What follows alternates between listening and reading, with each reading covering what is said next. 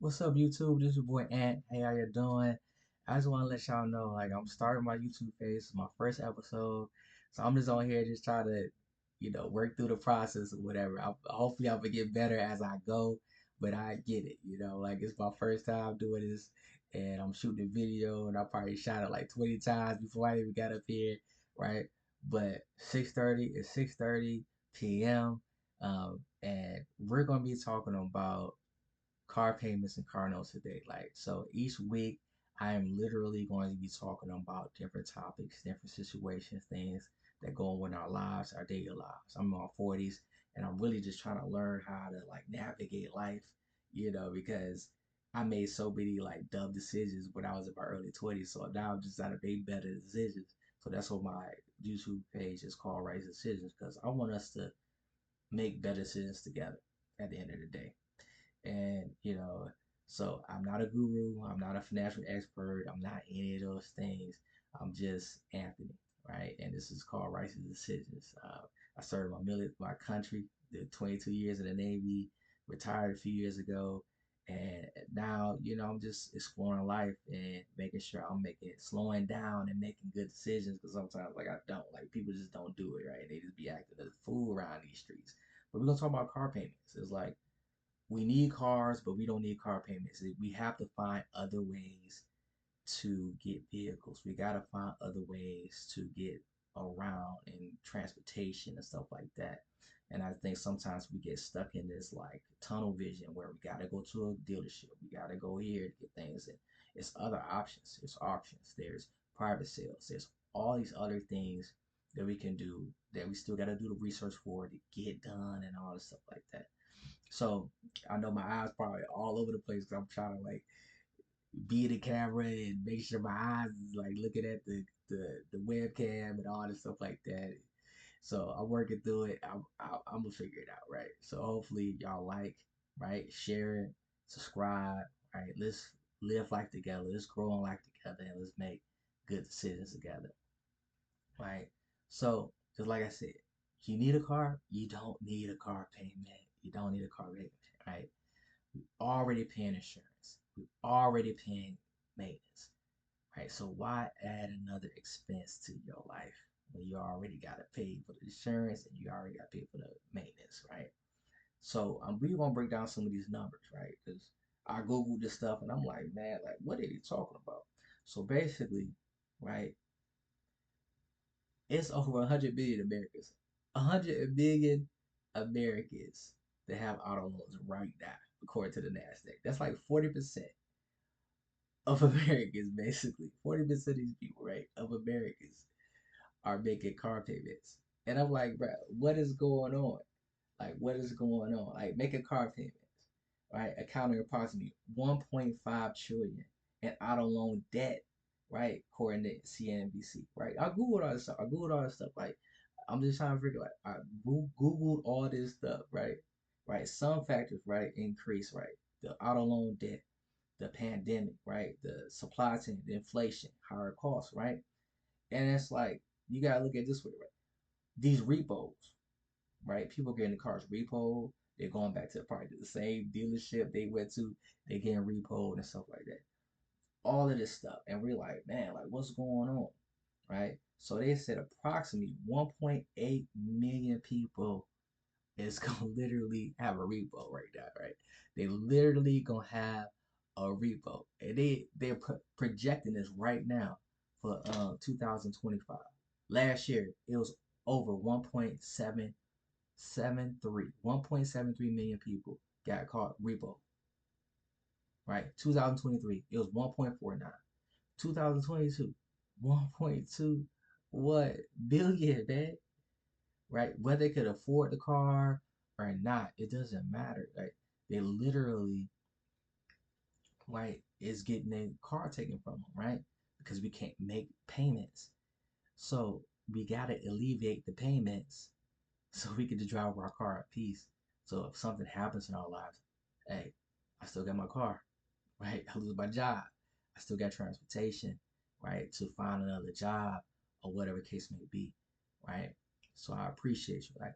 And if you find any of this stuff helpful, right, remember, right, like, share, subscribe, hit that bell so you can get on these next videos.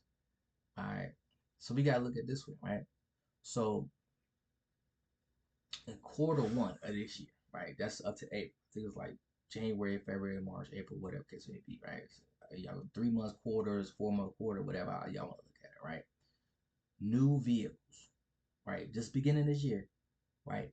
Average cost $745. Used vehicles $521 a month, right? Average, right?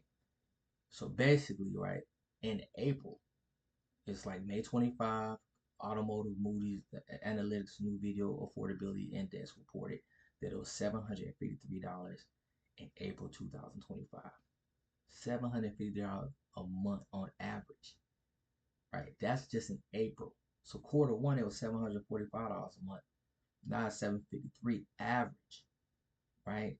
So the car payments, right, determined by a few factors, right? Your credit score, auto loan, interest rates, all of that stuff. So you're like, oh, bro, like, yeah. So it's like if you go to an auction, if you can buy it from somebody off the street, you don't have to worry about, literally don't have to worry about a car payment. You don't worry about how much credit you get, right? It's all about just making time, saving your money, and researching and getting you a reliable car and keeping the car forever. Like just keep it until you can't keep it no more. And then you can put money aside as you keep the car with no car note. And then you can save up and then you can go buy cash with another car the same way. Go to an auction or to a private sale, right? And if you're feeling froggy, you can still go to a dealership because you got cash on hand. You can go in there, right? See if you can negotiate something, right? If you don't, you still got the buddy, right? What's the out the door price? Pay cash and go about your business, right? So we won't be blaming salespeople and blaming these dealerships, right? No, they're crooked or whatever. No, if you don't step in the dealership, you ain't gotta worry about that. If you don't even step in there, you ain't gotta worry about that, right? So it's growing and growing, right? 2019 average cost, right, for a new car that was 2019, right? 2019, right? Pushing 6 years, right? Pushing 6 years ago was 566 a month. The average cost for a new car in 2019 was 566, right? Now it's 2025 and it's like literally over 700. The average cost is over $750, basically, right? For new cars.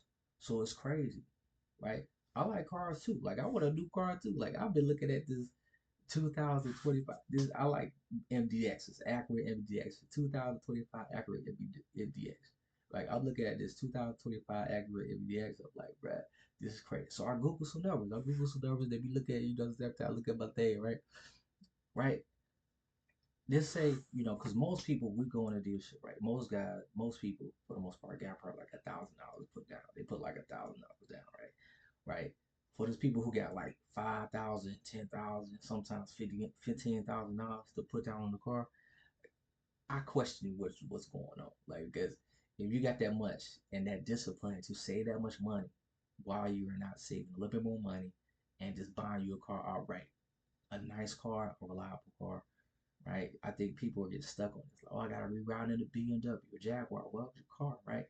But it's accurate. It's accurate MDX. Base model. That's what's crazy about it. It's the base model. That's what's crazy about it. I went on Google, Google Auto Load Calculator. That's what I did. I just Google Auto Calculator, right? I found it was a 2025 Acura MDX all-wheel drive for $55,350. $55,350, right? I was like, okay, let me put it 5 year loan, right? I was like, I'll put $1,000 down, 7% tax, right? Depending on, and then the title, taxes, other fees, whatever the dealership has, or whatever the case may be, right? That varies, right? My monthly payment on a 5 year loan would be $1,136.51, right? Total amount out the door, $60,224.50, right? That's just the price, right? Now it's listed at 55,350. All right, excuse me, I think I'm messing up. Not the out the door price, right? This is with the tax. $60,224.50. Now the MSRP is $55,350. Right? Just like I'm just going off MSRP, I'm just buying a car straight up. I'm not even negotiating. Right? We just doing MSRP. You gonna let me get at MSRP? All right, thank you. Right? Taxes. Right? So you got total payment, total amount is gonna be 60,224.50. Right? Sales, like this throwing the sales tax, $3,874.50. Right? Total of loan payments, total amount of loan payments. You hear me? 68,000, right? For the whole loan, right? With the sales tax and all that stuff like that. $68,190.64, right? Loan interest is 7,009. Like after I'm done paying for it, the loan interest is 7,000. The interest I'm gonna be paying is $966,014. This is on a 5-year loan, right? Total cost, price, interest, tax, fees, $69,190.64. I'm just being nice. So you gotta look at it this way. It's almost basically $13,000 to $14,000 more for the total cost of the car with the taxes, fees, and all the stuff that go with it. So basically, you in this car, right? You're stuck with this car for $69,190, right? And your MSRP is 55,000, right? It's a dealership. They gotta make their money. Sell people gotta sell the car, so they don't care whether that you can afford the car or not. Like don't care if you make $2,000, right? If they can get you approved and get you the car, they gonna get you the car, and that's okay. Like that's why you should avoid going to a dealership in general, right? So you have to worry about that, right? And you gotta look at it this way, right? It's interest. Everything goes to interest, right? If you got a house, you know that your first payments, a lot of your first payments are going to the interest. And it works the same way when you finance anything. It's you financing the house, you financing the car. So the first thing, right? My eyes bugging out, right? Right? I was like, man, this is crazy. So the first year, $2,700 is just going to the interest. So basically, your first couple of payments are going directly to your interest. Your first 2 months of payments, your first couple of months of payments, right? And like each year, right, the interest goes down, right? Because you start tapping into the principal a little bit more, right? But you paying most of your interest up front, right, for the first few months or whatever, right? And let's break down another scenario, right? We got 5%, right? Now right, we're gonna do a 6-year loan. We're gonna do 72 months, right? Total cost comes out to $70,830.60. Now your payment is lower, right? Because the longer you stretch it out, right, it's going up. But it's still $969.91 for the end of the year, right? And you paying this interest. You end up paying more, right? The longer the loan is, right? The shorter the loan is, right? You pay it a little bit less, right? And your payment's a little thing, but the longer the loan is, right? They're just stretching it out, and you end up paying more for the car altogether anyway, right? So people say, "Oh, I don't care about depreciation." It's always depreciation because a dealership has to mark the cars up. I mean, you understand that they gotta mark the cars up. It is what it is. Like they gotta make profit. They gotta make money on it, right? They go to auction or wherever they get the car, or whatever, or inventory, whatever they end inventory from, they pay a certain amount. So in business sense, they're like, okay, I'm going to mark it up this much, whatever, to make sure that I make a profit. So just in case, I take a couple of hundred or $300-400 off the price of the car for the customer, make them feel good or whatever the case may be. I'm still making profit. I'm not losing any money, right? So if they feel like they're losing money, it's not good business. If they're not going to move, they're going to ask you to either put more down or whatever the case may be to make sure you get in this car, right? And like each year, right, these cars are going to go up. They're going to continue to go up. You got these cars, these trucks that like running for $100,000, and you F-150s and stuff like that pushing like $100,000. That's unheard of. That's unheard of, right? And then right, if you trade in your car and you got any negative equity, it's gonna get rolled over to the next thing. So it's like I'm now I'm buying a car, then I'm taking whatever I owe and then put it on top of another car. Because yeah, if you trade into a dealership, you gotta shop around, you gotta do all this stuff, right? But you go to a dealership, you have to try to get the best price. But they're going to give you, they're gonna lowball you or whatever what you feel is lowballing, right? They're gonna lower the number because they have to make profit. They gotta resell the car, or they may sell it to another dealership or whatever the case may be, whatever the inside thing is. So they're doing this stuff, right? Because they're a business. And that's okay. They're a business or whatever. But the best thing is, so you will have buyer's remorse, you will have all that stuff like that, is not to go into a dealership in general, right? Because you're always going to have negative, it's always going to be depreciation. You need a car. You don't need a car note. So let's stay away from the car notes and just go ahead and make sure that we are going to auctions, going to private sale, right? It's just like Toyotas, right? You can literally Google and say, hey, what years are the best Toyotas? If you want to look for a Camry, what are the best years for a Camry? Do your research. Find a private sale. Find a car in an auction. Those cars can run up to 300,000 miles. So if you buy a Camry, a Toyota Camry, whatever year, right? And just say it has 150,000 miles on it, right? And they kept the car well. You did your research. You got a car. They well maintained the car, all that good stuff like that. As long as you keep the car well maintained and you're doing what you're supposed to be doing, right? You buy the car all right. You can drive that for another 150,000. You could push it to like 300,000, probably more than that if you keep the car well maintained.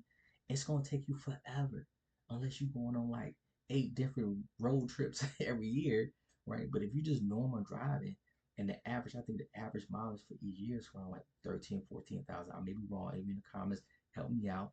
I may be wrong, but it's still going to take you dang near a decade to reach 150 miles, 150,000 miles an hour. It's gonna take you a whole another decade. That's a whole another 10 years where you could put money aside for your next car. So when that car run down to nothing, then you could just go right into, maybe if you want to go to dealership and just pay a car off, or just go to another auction, or go to another private sale and just buy the car and go about your business and just rinse and repeat, right? So we gotta make sure we're doing the right things, right? Rinse and repeat, right? So everybody, y'all got car notes, right? And you're like, dang, I got this car note. How can I pay this car off? Like, how can I pay this car off quickly and fast? Right? There's one dude I saw it on TikTok. He was like, oh, split your monthly payment up to 4 payments. Pay every week. So if it's $400, pay every week. You pay yourself with that, right? One thing I use for my car, right? Because I do still have a car now. That's what after I pay these cars off, I'm done. I'm not going back. I'm not going back to the dealership unless I just got cash to go in there and just buy it outright. Don't even worry about haggling. I can just go in there and handle my business, right? Hopefully I'm in that place where I can do that, right? Or I'm just going to an auction, right? And pay cash, whatever. Like no carnals. Like, what's the point? I gotta pay for insurance. I gotta pay for maintenance for a car, right? I gotta start worrying about whether I need a 2025 car. Hey, save your money, stack your money. You can get that brand new whip, right? But you have to be patient and wait for those things, right? You don't have to rush into it. Okay, you still can ride in your car, like, because nobody cares about the car but you. Like, I don't care. Like, if I see a Jaguar, yeah, they got a nice Jaguar, and I go about my business, right? If I see a Porsche, I'm like, oh, they got a nice Porsche, right? Or they got a nice Toyota Camry, whatever the case may be, right? But you know how it is, right? If you see the Porsche, but oh, you think they got money? They don't. They probably be riding in a used car. Because some of these Porsches, they ain't changed the model or the body of these Porsches for like 10 years. So you won't even know what year it is unless you were a predominantly Porsche driving person. And you just, okay, you know what year it is or whatever. Do you? That's another conversation in itself. So what I do is I add an extra $100 on my monthly payment. I pay twice a month, right? Bi-weekly, right? So I pay twice a month, basically, right? So I look up. You look on your loan, right? Whatever your loan for your car is. What you do is you look on your loan, Look on your loan, right? Your daily interest. Look at your daily interest. Multiply that by 31. Look at your daily interest and multiply that by 31. Get that total, multiply it by 2. Add that to your payment and pay twice a month, minimum. If you can do 3 times a month or whatever the case may be. But if you can't add extra money to it, right, just split your payment up once. Split it up. If it's $400, do $100 a week, right? Whatever the permit and do whatever, because it's going to eat into that interest. That's the thing. Like that's what the thing is. They eat that interest, so most of your money can go to your principal, right? Because I bought a 2022 Hyundai Palisade, right? And it was total out the door was like 40 something, a little bit over 40,000 or something like that. I can't remember the top of my head, right? I owe less than 12 grand right now by doing this method, adding an extra $100, multiplying my daily interest by 31, multiplied it by 2, and I add that to the thing, right? They're selling that same 2022 with the mileage I got right now, dang near 30,000 for a 2022 Hyundai Palisade, selling for 30,000. So if I did the research stuff like that, I could literally probably get break even at minimum, and not have a car payment no more. But I'm planning on paying my car off and keeping it and stuff like that. And I'm planning on telling my kids like, hey, bro, we going to an auction, we going to a private sale, we gonna stack that paper, and if we need to go in a dealership, we gonna research the car, whatever car it is, and we gonna pay it cash and walk up out of there. I want to get to the point where no matter what I'm buying, at the end of the day, I ain't gotta haggle. You want 9 grand for it? I'm gonna have 9 grand. If it's out the door, $15,000 and change, I'm gonna pay 15,000 and change. I want to get to that point, right? And I know everybody's not there, so I get it. Like so, I'm not gonna sit there and play these games. Like you probably just need a car, and that's the only way you can get it is getting a car. No, but do your best to pay your car off and keep it, and then put money aside so you won't have to go down this thing again, going to a dealership and hoping that they're honest and that they got these certified cars and they're doing their best for you and stuff like that. Like all this stuff like that. You ain't gotta do all that because you don't know what a car salesman is really doing, right? You don't know what the management is really doing. We don't know what the dealership is really how they really operate because you're just a consumer, right? You're in there trying to get a need, and the salesperson is trying to fulfill that need. So whatever that need is, so they gonna put you in the car. They gonna do everything they possibly do. If they can get you in the car, they gonna get you in the car. They don't care how much you can afford it or not. That's not their job to do that, right? You have to do the research and do it for yourself to know how much you can afford, right? And being realistic. Yeah, cats come in here to like I saw someone on TikTok where a lady was paying almost $2,000 for a dang car note for like a BMW X5 or some craziness, right? And oh, I'm just gonna take the car back, stuff like that. But we want these nice things, right? But we don't want to take our time to get these nice things because I believe if she would have just got her a nice, reliable car that was paid off, stacked her money, she probably could have went in and got a BMX5, put a whole lot down, paid the car off, and been done with it in the next year or two, or whatever the case may be, or lease the car, or whatever, like some other way where you ain't gotta be tied to this car, like if you don't want it or whatever, like, or you could pay it off and then you could sell it at least break even, right? So we don't do these things, right? We just don't do the right thing with car payments. We just whatever, right? And then when you don't have a car payment, you can utilize this money for other stuff, right? Maybe invest, like maybe start. You got kids, buy 2 9 college fund, something like that. You should be able to do some of these things, right? So you can help your children move up and stuff like that, and then you probably help them out, make sure they don't get no car, they don't want to do this shit for stuff, right? Because they're first time buyers. I don't think any first time buyer buying a whip should ever go to the dealership to get a car because they go all co-sign or they ain't got credit or whatever. Right? I heard a story. It was this lady. She was paying $1,000 a month for a car. She was bidding on TikTok $1,000 for a car, and then she had to use a credit card to freaking buy gifts. Like, what are we doing? Like, what are we doing that we got to use credit cards to buy gifts? Cause we are maxed out with bills and everything else, plus the car note. So alleviate the car note, then you could, whatever. And then you could figure out some other stuff that you could not pay for that's not worth your time, right? We have to have the discipline to buy cash cars. Have to have the discipline to buy cash cars, right? So that's why I emphasize on a portion of difference, right? The only options that you should be really doing in this day and time, especially with these vehicles that cost so much money, is cash cars and auctions. You still got to do your research. Even if you was going to a dealership, you still got to do your research. The quality of the car, the year of the car, what's the whatever the case may be, unless it's just a brand new car, right? Even if they say, oh, this is certified pre-owned, right? Yeah, some dealerships, every dealership ain't the same. Some could say certified pre-owned, right, and be right, and they doing all these checks, and someone could say certified pre-owned, and they just getting you enough to get the car, get the car on the lot, right? And then 6 months down the line, you paying buku money just to fix the car and keep the car maintained or whatever. They're like, oh, you need a warranty, you need clear coat, you need all this stuff. We need a finance office, like they upselling you all this stuff on top of the stuff like that, and you're financing all this stuff. So this is not as helpful to in the long run because you're paying so much money off top, right? And it's just like because I was in the military, so I'm in the Navy and I'm seeing these people like driving Escalades and Chargers and all these nice cars and stuff like that, right? And some of them, literally, right, was trying to sell their car a week later.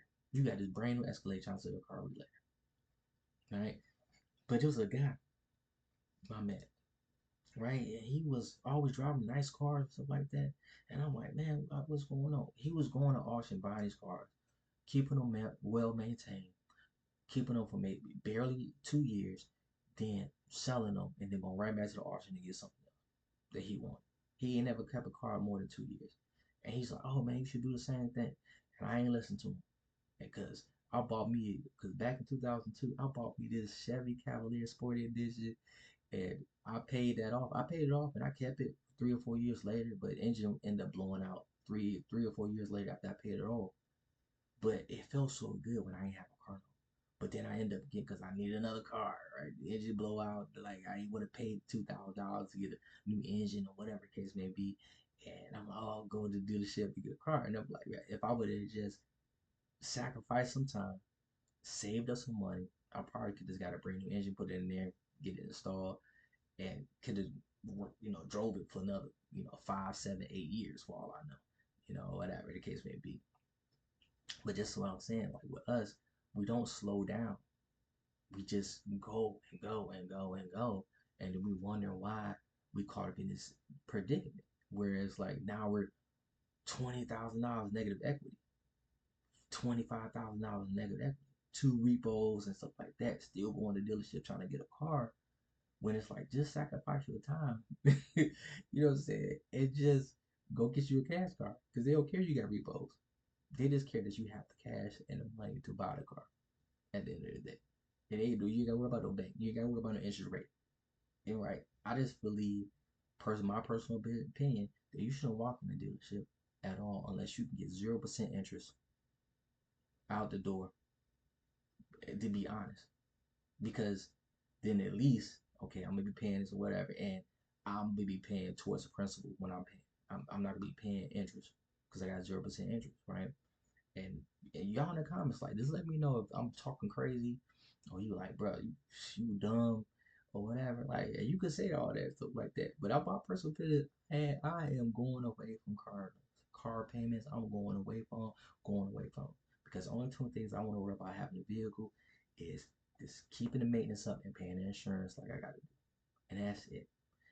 I don't want to worry about what now, okay, if I lose my job or I can't afford to pay the car or whatever the case may be. Now I'm deciding whether I eat or whether I get gifts or whatever for my kids or something like that because of a car payment. No, I'm not doing that, right? Or worrying about get my car repoed or I'll park it one day, it's gone the other day or something like that. I ain't gotta worry about that. So you should be avoiding dealerships because at the end of the day, most of us, some of us, most of us, however you would have flipped it, we cannot afford a vehicle. We can't afford it. We can't afford it because if you just put $1,000 down anyway, you barely scratch the nickels. You know what I'm saying? No, oh man, I could put 15. They be like, man, can you put 15? Can you put 2,500? Right? Whatever the case may be, right? And then if you got 5, 6, 7,000, 10, $15,000 to put down, then you have the discipline to save your money and get you something real nice, cash out the door, right? And then you can use a little extra money that you make to invest, do other things with it, right? Just a little bit more productive. Yeah, right. So or whatever, right? And like it's always like this is what I'm saying with the dealership. You have to understand, in my opinion, a car is always when you go to a dealership, a car is always worth more. It's always worth more. Dealerships need to make a profit. It's a business. It's always gonna be depreciation, used or new. Now it might be more depreciation for a newer car, but it's appreciating for a used car because you're paying more for the car. You're financing it, interest rate, all of those things, right?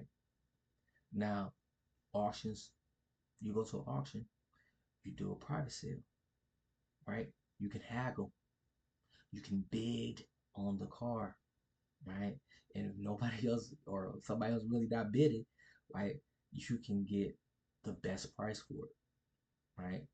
You can get more options, stuff like that. And if you meet somebody on the street, you can haggle. Bring a mechanic with you, or if you know something about cars or whatever, you can go there and check the car out, stuff like that. You be like, hey man, like I gotta fix this or whatever. Can we work somewhere in the middle, with the price? So if you be like, oh man, this Toyota Camry is $9,000, and you like, oh well, it's gonna need new brakes or something like that. You like, hey bro, can we do it for 8,400 or whatever, right? You know what I'm saying? Because I gotta get these brakes or whatever the case may be, right? Maybe you could talk them down a little bit for the price. Like don't lowball them. Be like, oh, like, bro, I'll give you 6 grand. I got 6 grand right now. He want 9.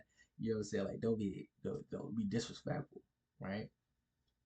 You know what I'm saying? So it's like, man, why are you going these things? Like I'm like looking at all these TikToks and stuff like that. It was crazy. It was this dude, I think his name Joseph or somebody. He on TikTok or whatever. I think he sell Hyundais or whatever, right? And a lady came in. She had kids, right? And I think she was making like $1,700 a month. Like she was bringing $1,700 a month. Her monthly payment was like $700, $800. He got her in a car and stuff like that. And people were upset, like, "Oh, why you getting a car?" But he's a sales guy. Well, he's a car salesman. What? So he gonna sell the car. If he can get you the car, he gonna get you the car, right? The person is on the consumer. See, that's what I'm saying. Like we have to take ownership for ourselves because it's on us.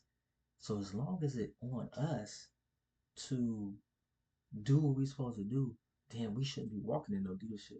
If I'm making $1,700 a month, shouldn't be walking in there, right? If I gotta bum my ride, if I gotta like buy my uncle old crusty rusted up car or whatever in the meantime to get from point A to point B, you do what you gotta do because you're just adding extra strain to you when you can't afford to drive the vehicle, right? Because the dealership got their money, right? As soon as that check clear, where you got from a bank or whatever, as soon as that check clear, they got it. And then the car is on you. So that car payment is on you, the maintenance on you, and insurance on you. So alleviate the car note. Get rid of that car note.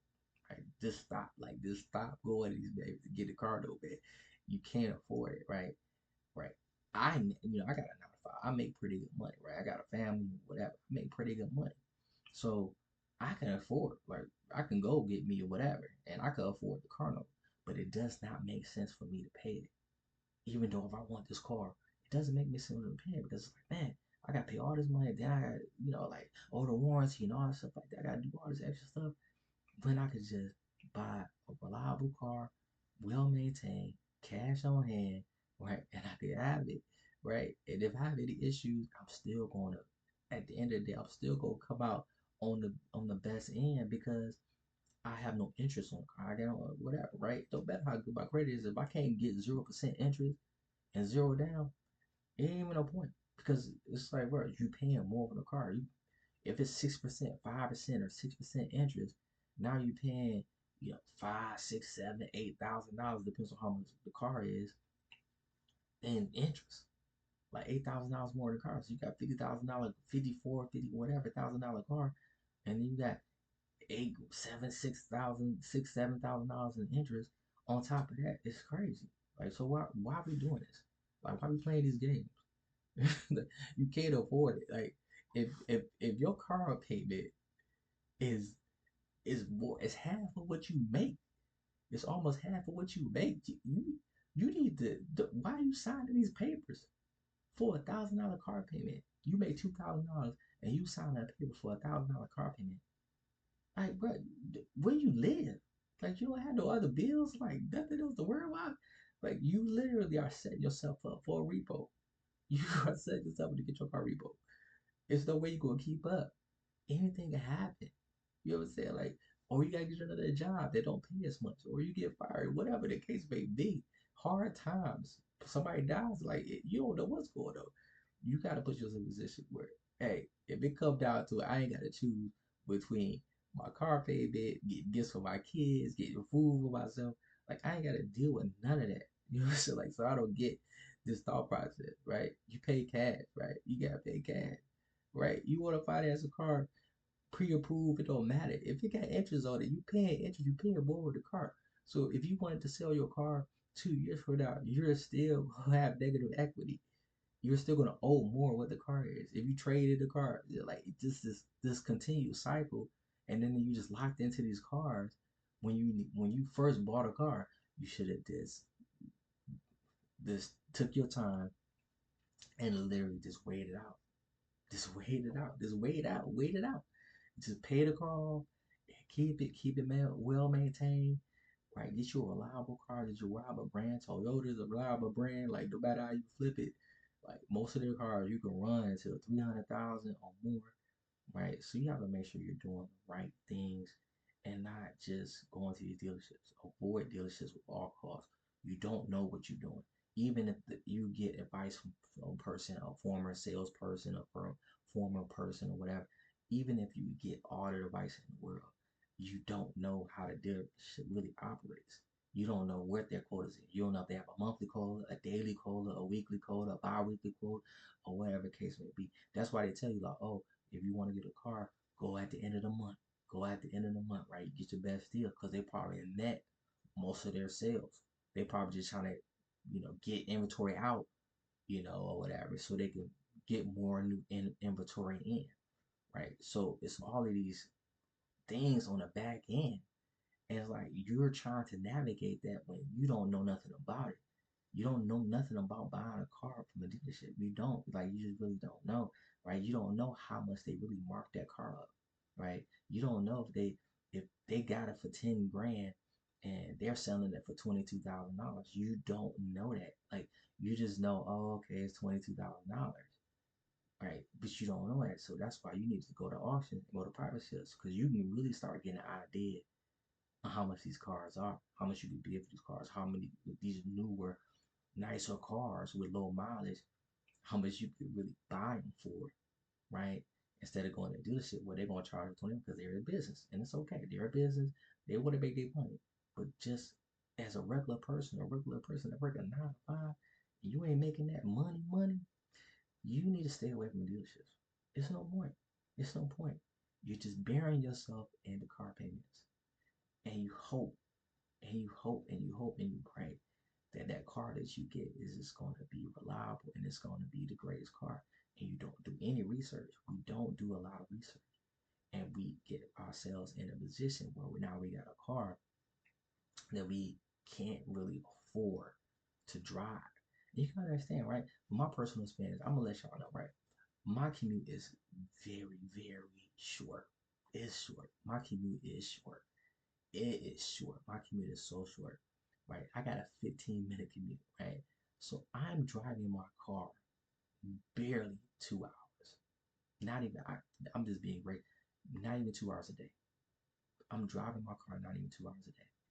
So I'm not driving the 2 hours a day, right? So that's what, 14 hours, right? I might add maybe 20 hours a week that I'm driving, right? For the weekend, maybe I'm driving a little more weekend, right? Because I'm worried about it. But you're literally parking your car at your job for 8 hours, whatever the shift is. Then you're driving home, right?